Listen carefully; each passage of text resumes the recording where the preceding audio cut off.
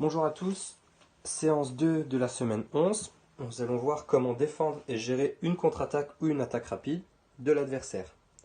Une contre-attaque elle a lieu lorsque nous sommes placés très haut sur le terrain, nous sommes les rouges ici, et que l'adversaire récupère le ballon et se projette très vite pour nous contrer.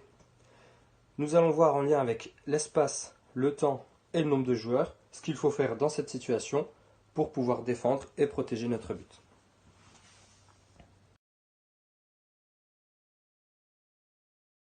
Premier problème à résoudre par rapport à l'espace, c'est toute cette zone ici. Grand espace ici qu'on va devoir protéger, parce que si l'adversaire récupère le ballon, c'est là où on occupe le moins l'espace et là où on sera le plus en danger. La solution, c'est premièrement au gardien d'avancer juste devant sa surface. Et la deuxième solution, on a le 4 et 5, nos deux défenseurs.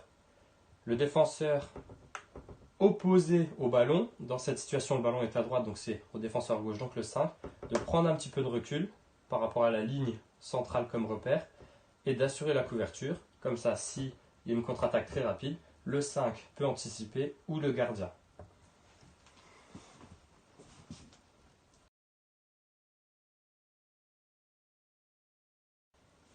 Deuxième problème à résoudre par rapport au temps.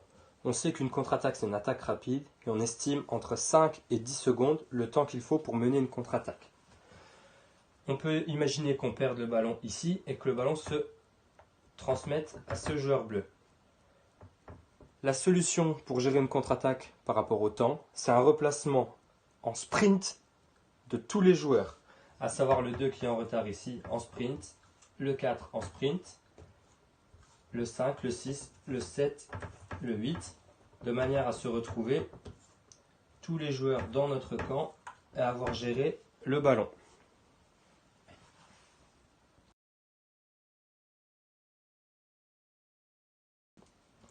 Troisième problème à gérer par rapport au nombre de joueurs.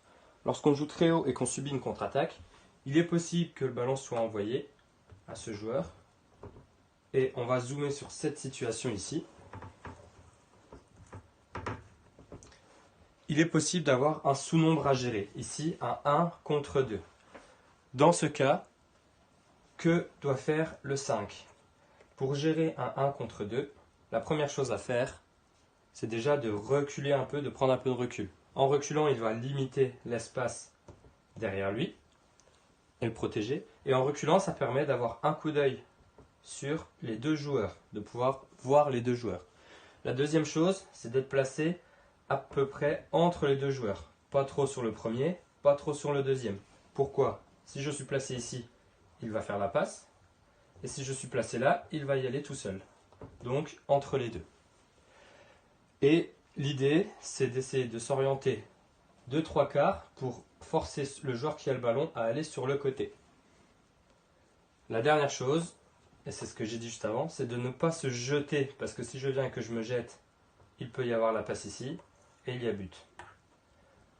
Enfin, en reculant et en ne se jetant pas, on permet, en gérant la situation, à tous les partenaires de venir se replacer, parce qu'on n'oublie pas que les partenaires sont en train de se replacer en sprint.